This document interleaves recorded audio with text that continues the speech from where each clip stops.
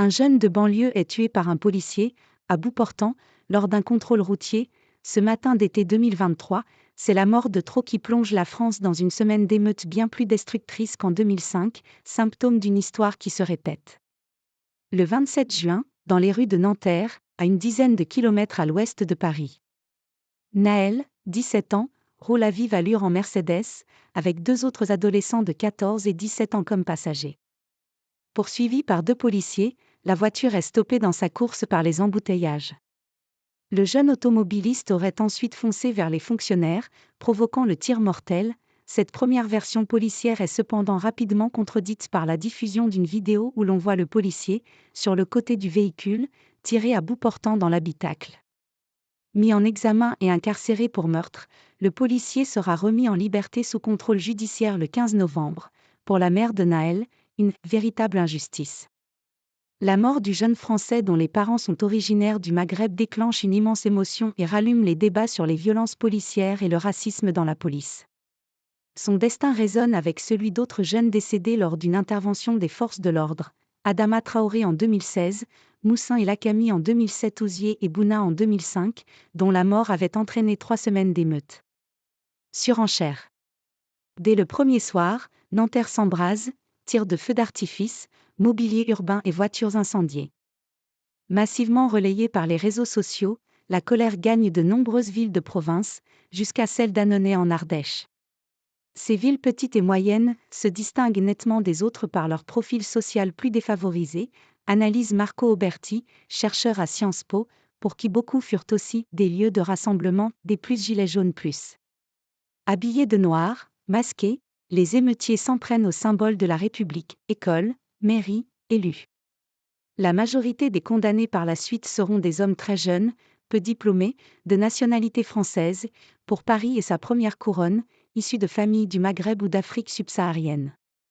Les émeutes prennent rapidement la forme de pillages de magasins.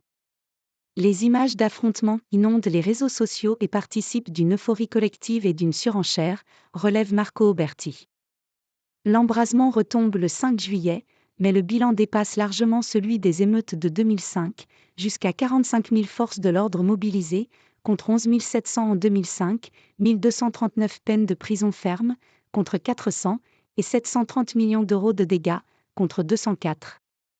L'usage des lanceurs de balles de défense, LBD, par les forces de l'ordre revient vite au centre des critiques à mesure que s'allonge la liste des victimes. Parmi elles, Mohamed Bandris, 27 ans, décédé à Marseille, et Eddy, 21 ans, amputé d'une partie du crâne. Il faut s'atteler à reciviliser, exhorte fin août Emmanuel Macron, évoquant un problème d'intégration.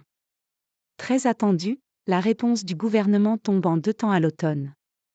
Un volet sécuritaire, annoncé par Elisabeth Borne, rend possible l'encadrement militaire des jeunes délinquants ainsi que des peines de travaux d'intérêt général pour les parents. Le lendemain, place à des mesures plus sociales pour les quartiers prioritaires, entre testing contre les discriminations et changement des règles d'attribution des logements sociaux. Assis sur un chaudron.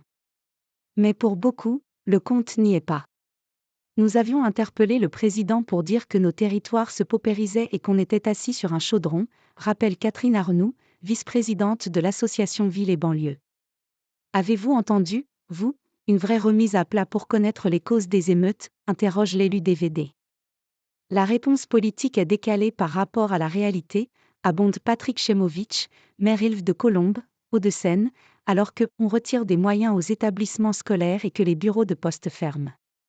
On sait très bien que la solution ne peut pas être instantanée, reconnaît le maire de Trappes, Yvelines, Ali Rabet, Génération.s.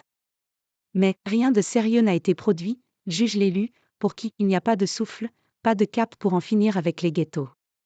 À la Verrière, Yvelines, où 2 écoles ont été brûlées, le maire, DVD, Nicolas Dainville a le sentiment que on danse sur un volcan, au moindre drame, je crains qu'on ne revive ces événements dramatiques.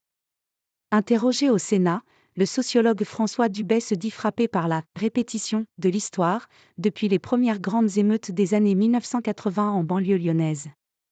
Une répétition sur le sentiment de discrimination, d'injustice, de chômage, de mise à l'écart, et sur le déclenchement quasi automatique par une confrontation avec la police.